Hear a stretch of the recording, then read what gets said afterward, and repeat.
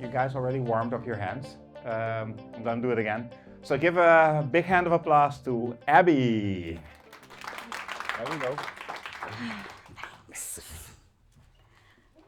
Right. Can everybody hear me? Oh, yes, that's quite loud, isn't it? Right, well, thank you very much for my second very wonderful introduction, Omar. I appreciate that greatly. Thank you. I'm here today to talk about retention, right? More specifically, the 4 R's of retention. So if you want it, then you need to resonate with people. And to resonate with people, you need to build relationships. But to build relationships, you really need to understand who it is you're trying to talk to. But you have to do that within the context of their reality and not just your own. So, if I'm going to stand here and talk about understanding people, then I figure I should tell you a little bit about me. Why not? You've got to listen, you're still sat there. So I'm going to take you on a little journey down memory lane. And we're going all the way back to 2009. And in 2009, I could hear a tick-tock, tick-tock, tick-tock in my head. And as the tick-tock got louder and louder, I began to realise that it was my body clock. And it was telling me that my eggs were expiring. Yes, and with this, realisation that I probably needed to have a child or two, I had a bad case of frequency illusion. Because everywhere I looked, there were babies to the left of me and toddlers to the right, and I was stuck in the middle, very barren and very blue. And so as an optimiser, I made a decision. And I decided to run an experiment. And this experiment lasted for 2 whole weeks. And by the end of that 2 weeks, my husband was exhilarated. And I was completely exhausted. But we had a positive result. Whoop, whoop. I was very pleased it was over. We had a positive result. And during the time that I was iterating upon this new feature, I was thoroughly sold into the brand of motherhood. I was going to become a stay-at-home mum, and I was going to endure endless sleepless nights and change relentless amounts of dirty nappies with a smile on my face and a song in my heart. And 9 months after that, I literally pushed this new feature into production. And along came Milo. But it didn't take me very long to realise that I had been missold. Because me and this motherhood thing, we didn't resonate at all. I was certainly no Mary Poppins, and things were not supercalifragilisticexpialidocious. And so as an optimiser, I made another decision. And that decision was that Milo would go to baby jail. Yes, he would go to full-time nursery, and I would go back to the career that I loved and quite frankly was much better at. And that's exactly what happened from 2011 to 2019. And I worked with all of these great clients. And as part of that work, I became the Director of Optimization at an agency called Endless Gain. But do you know what happens when you've got a touch of the OCD? And you're a little bit of a perfectionist, and you're a chronic overthinker. And you're trying to do the best for your clients and the best for your family and the best for your boss. Well, I can tell you what happens, and it's called burnout. And I can tell you that I was completely smoking. So I had to have a really difficult conversation with my boss, and I said, look, it's not you. Maybe just a very small amount it is you, but it's completely me. And I need to sort my priorities out. and I want to spend far more time with my family. And so I left my job at the end of 2019. Have you also heard the expression, you should be careful what you wish for? Well, that is absolutely true, because by March 2020, COVID came along. And I now got to spend 24/7 with my wonderful family. It was amazing. But what was also good was that I got myself another client. And his name was the Beast. Yes, Milo was now 10 years old, 121 centimetres tall, and his superpower was his high IQ. His problem, however, was that he was currently uneducated because the schools were closed. And I thought, well, it's fine because they're going to provide wonderful online learning. And my child, he loves to be on his computer building empires in Minecraft and killing his peers in Roblox. But as so often the case with parenting, as some of you may know, I was wrong. Because my child enjoyed online learning about as much as a plate of broccoli. And as an optimizer, I realised I had to take action. Of course I did. And I was going to have to homeschool him myself. And I thought, well, this is fine because I will use the circle of joy, which you might be familiar with. But it turns out, all of my years of experience, I was wrong again.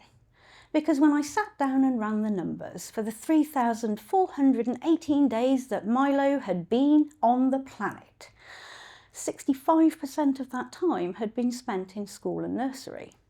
And for the remaining 35%, I really only spent 17% of that time actually with him. I was missing two pieces of the puzzle because I hadn't really observed or researched my own child. Brilliant parenting, I know. But it turns out we had some time. In fact, we had 155 glorious days together to figure some stuff out. Things like, did we really know who we were? Me as his mum and him as my child. Did we really know what it was that we were going to offer to each other? Me now as a teacher and him as a student. More about Milo and his emotions and motivators and experiences that made Milo, Milo. But most importantly, how we were going to remain loyal, engaged and committed to this new journey of homeschooling together. And over time, I got to realise some really cool stuff about Milo. In fact, he's a lot like me. No surprises there. But he really likes science. He loves maths. Okay, I don't share that love with him, but fair enough. But he's also a very practical learner. He likes to do stuff hands-on. And we were doing really cool stuff like making electricity out of lemons and brewing beer in the kitchen and baking really dubious looking crystals in the oven. And I began to realise this wasn't about Milo's conversion rate, how many lessons that he completed. It was actually about creating a lifetime love of learning. And the result of all of this, I am now the proud owner of this 14-year-old going on 40. And he's doing remarkably well. And I don't just mean academically, because there's no doubt he's a proper smart cookie, right? But what he also is a class advocate. And what that means is that he helps his peers who are struggling with their education to find their love of learning too. And all of this got me to thinking, are we actually missing something in the work that we all do, right? Because I think we believe we're much like this person here, where we're fully evolved and we understand everything about everyone. But actually, I think we're probably a bit more like this chimp. And we're just rubbing, excuse me, rubbing, I'm gonna have to get a drink. rubbing sticks together in the hope of creating a spark of understanding. COVID went away and Milo went back to school and the world moved on. And I was approached by an agency who had a client who sold a particular type of plant. Their issue was that they didn't really know who they were selling these plants to. And so I got to thinking about everything that I had done with Milo and whether there was something that represented that in the real world. And after going down an exceptional amount of rabbit holes on Google, I found this. And it's called Keller's Brand Equity Model. And it's broken up into 4 parts. It's about identity, meaning, responses, and relationships. And so I started at step 1 for this new client, and that's identity. And identity is basically salience. And salience is about understanding your audience. And as optimizers, I think we probably do a lot of stuff a bit like this. Have a look at demographics, review the analytics, maybe run some surveys, and perhaps if we're getting really fancy, do some biometrics. But I think we're just giving it lip service, especially with the advent of tools like ChatGPT, where we're asking large language models that have been trained by basically humans who do not even understand themselves to try and summarise the human condition. And we sit in our ivory towers of data, and we try to roughly put people into groups, segments, audiences, whatever you want to call it. But what we're failing to do is to understand each of the individuals that make up those particular communities. We don't know who they are before, poof, they're gone. And I think we can do better because we're just scratching at the surface. We're not really getting into the guts of who these people are. And to do that, you need something called anthropology. And anthropology is the science of human beings. It's why we do the things that we do and what motivates us to do them in the first place. And part of anthropology is sociocultural anthropology. And this is the study of the behaviour of a specific group of people to serve a hypothesis or a theory. That should sound familiar? Yes? I hope so. But what you might not know is it is the observation of people in their natural environment so that you can understand things like social dynamics, behaviours, beliefs and customs. And so, as an optimiser and a very literal sort of person, I made another decision. And I closed down my reports and my spreadsheets and I turned off the computer. And I stood up from my desk and I got in my car. And I went to my local garden centre and I did some observations. I listened to what people were saying and joined in with their conversations and asked the occasional question. But I wasn't stood there in a white lab coat with a clipboard looking terribly official and out of place. I was completely undercover. Nobody knew who I was. As far as they were concerned, I was just another Joe Bloggs looking to buy a plant. And you know, I mentioned I've got OCD. Yes, so I didn't just do it at my local garden centre, I did it at every garden centre in the great county of Oxfordshire. And I got some really interesting learnings. I now knew that the customer knowledge about these plants was not the same as what the brand had assumed it was.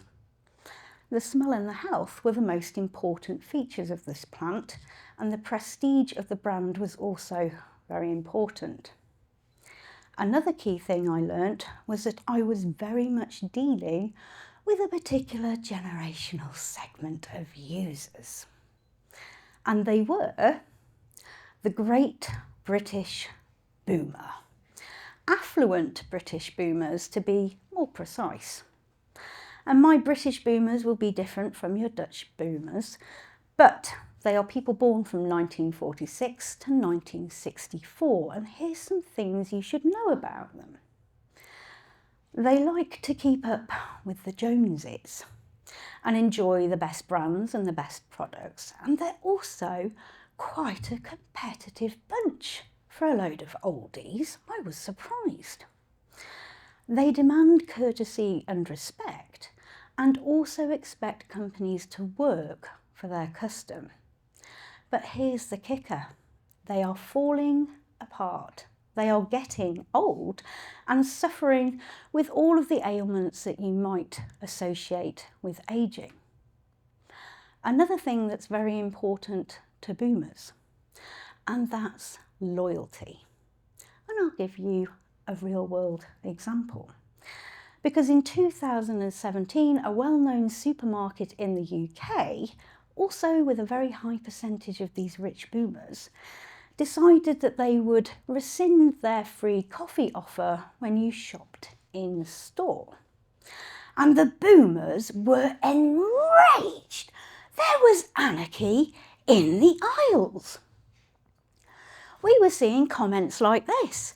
I'm enjoying watching people react worse to this than Brexit. Man, it was pretty bad. It's the last straw. I am leaving the UK. And I'll eat my hat if the Waitrose Coffeegate doesn't become the next big news story. And it absolutely did. It hit the national headlines. And no sooner had that happened than the coffee offer was reinstated.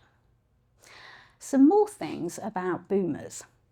They've got a low digital literacy.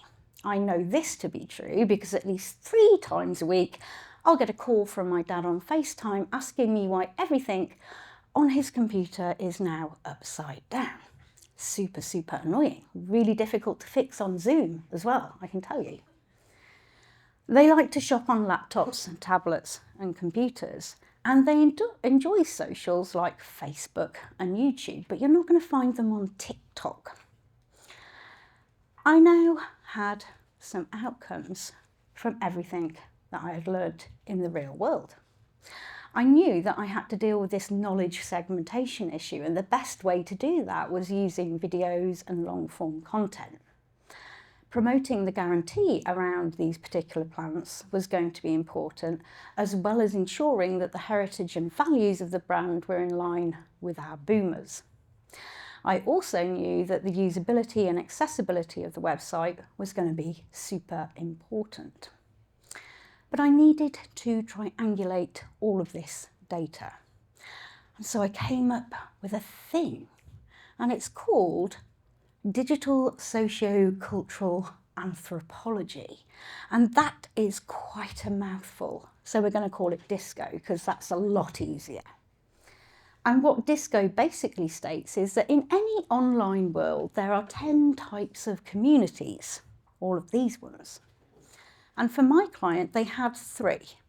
They had a brand community, a learning community, and a fan community.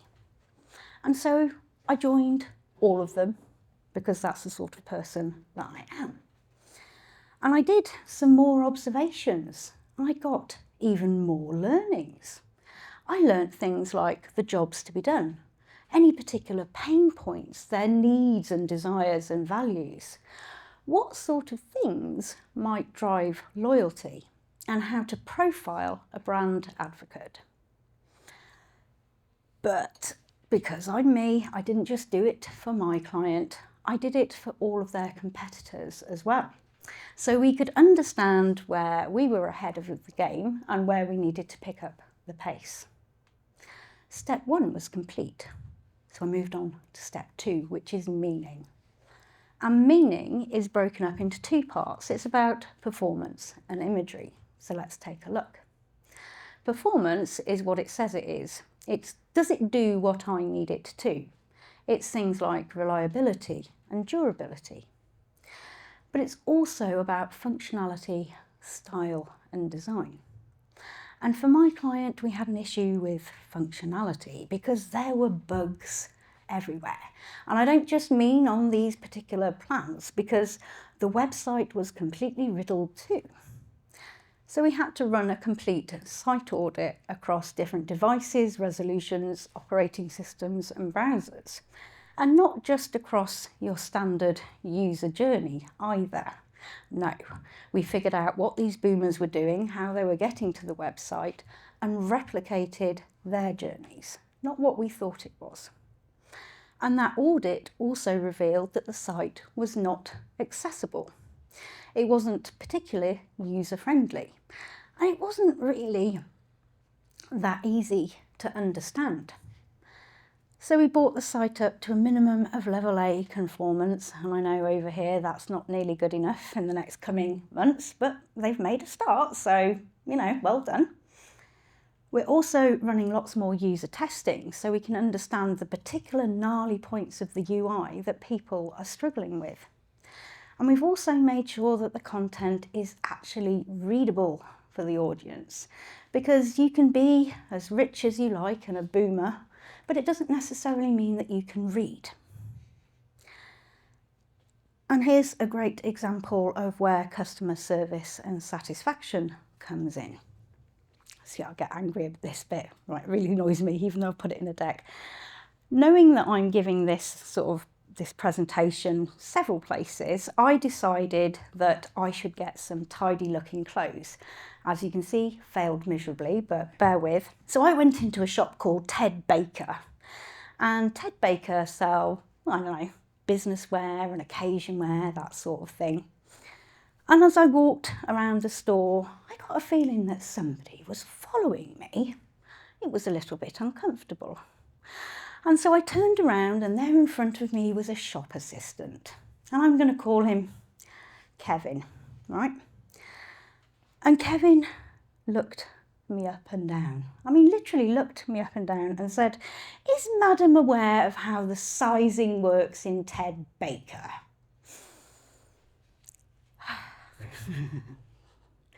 I stood for a moment and I took a very deep breath, whilst I contemplated my terribly British response.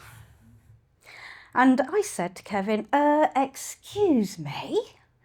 And if you are familiar with us in any way, shape or form, if a British person says, excuse me, then on a scale of mildly miffed to all-out war, the phrase excuse me means that the shit is literally about to hit the fan.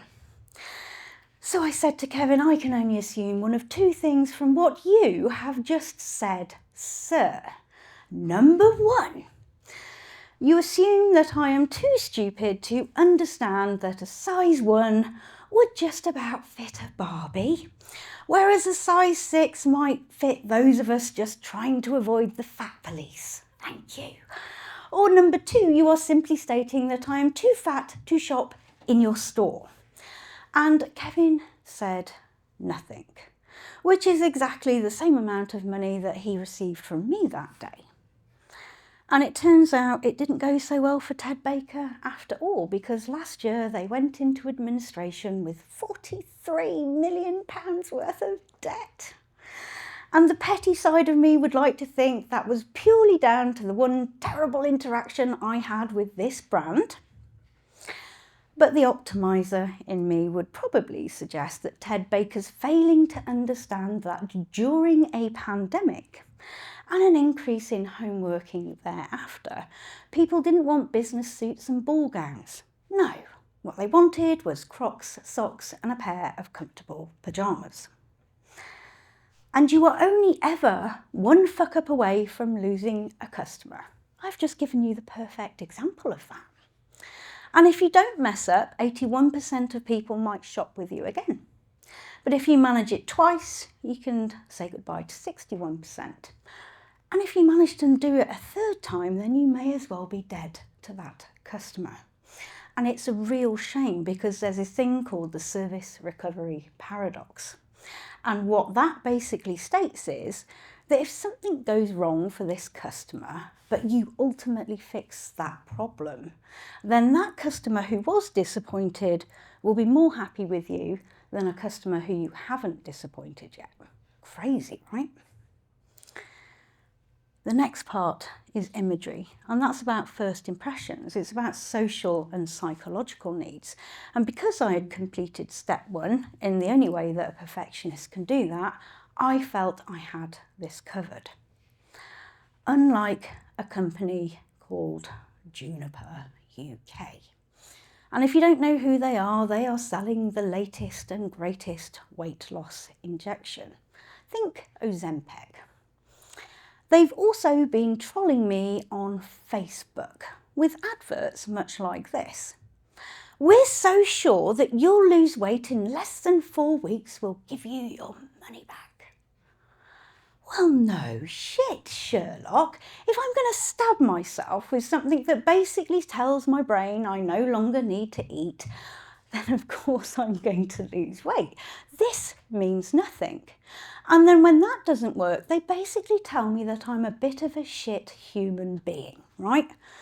Because this person managed to change their life in 10 weeks. 10 weeks.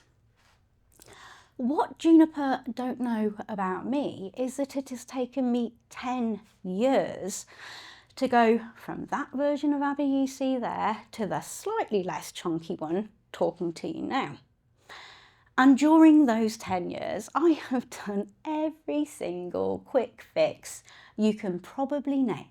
I have done them all, and the result has always been the same. The weight goes back on.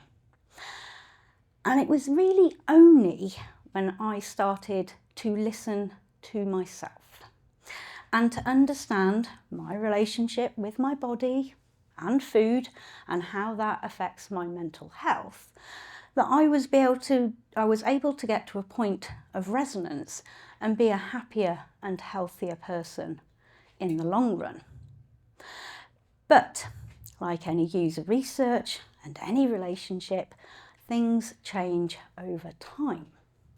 And now, as I hurtle towards my 48th year on this planet, the menopause has decided to kick in. It's a barrel of laughs, I can tell you. Sorry guys if you're not comfortable, but you're going to have to deal with women going through it, so you might as well listen up, right? So if Juniper had really wanted to resonate with me, they might have come up with an advert a bit like this. Are you angry, hot and sweaty? The answer is yes. Has your brain gone to mush? Also, yes. Do you look at a donut and put on 10 kilos? Confirmed. The menopause, it fucks you up. The only thing you get is heavier. This I might have clicked on. And it tells me that we are all basically clowns because we don't know who our audiences are at all. We rely at throwing quick fixes and acquisition shit at a wall in the hope that something might stick. The next stage is response. And response is also in 2 parts. It's about judgments and feelings. And judgments are people's opinion about a brand, a product, a person, you or me. Things like quality, credibility and superiority. But it's also about relevancy. And this is where my client had a problem. Because people thought these plants were really, really difficult to grow, right? And plant murderers, a bit like me, shouldn't bother applying. And they also thought that you needed a large garden to grow them in.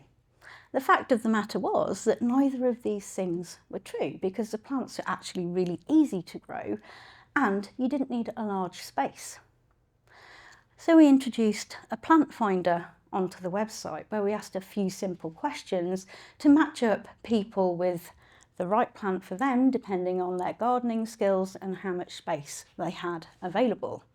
And we also made it really apparent that you didn't need a garden at all. You could grow these plants in pots and containers, on patios and balconies. And then feelings, and that's how do you make me feel? And ideally we want to make people feel happy, right? That's all people want really. It's about warmth and social approval, but self-respect and fun. But it's also about excitement and security. As you might imagine, people thought these plants were a little bit uninspiring, a little bit blah, and I can kind of understand where they're coming from. So we introduced a Get the Look section onto the website, so people who had no idea what to do with these plants could be inspired about what they should use and where they should use it. We also introduced a lot more storytelling behind the new varieties of plants that they were introducing, because the way they breed them is really, really interesting. And also FOMO for those varieties of plants that were being discontinued to upset the collectors, basically, because they got really upset when stuff wasn't being sold. But it worked. And then finally, security. Everybody know what shop pay is? Yeah? Boomers don't.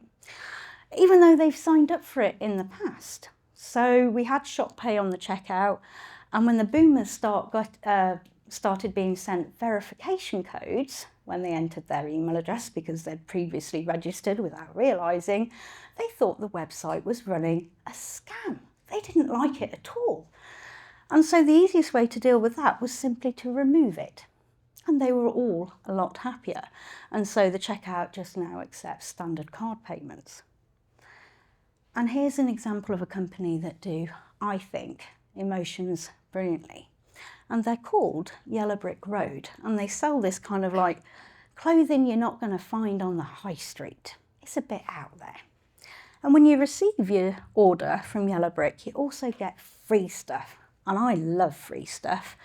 It's usually an inappropriate badge and some popping candy, right? And when I open that popping candy and I pour it into my mouth and I hear the snap, crackle and pop, I'm immediately transported back to 10-year-old me. And I'll be honest, 10-year-old me didn't give a fuck about anything, right? All I cared about was where I was going on my bike next and what trouble I could raise in my village. It reminds me of much happier, carefree times. And in fact, I've bought you all some popping candy, right? Just at the back there. My challenge to you is to eat the popping candy and try to remember the last time a brand really made you feel happy, like 10-year-old me. I wonder if you can do it. The final step is relationships. And relationships is about resonance, and this is the top tier stuff, right? This is where you need to be. And resonance is a response that feels particularly meaningful or powerful, hopefully in a good way and not in a weird way, right? And resonance is also about attachment and engagement, but also loyalty and a sense of community.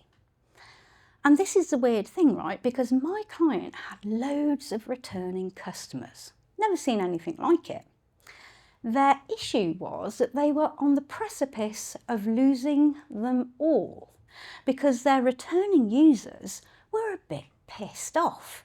They wanted some recognition from this brand for all the money that they had spent with them over so many years, especially given that these plants are not inexpensive by any shot, and they also have quite substantial delivery charges. So we came about creating a loyalty program that directly countered all of these objections so that the customers felt like the brand was listening to them and the brand wanted to do something to keep them. And then finally, community.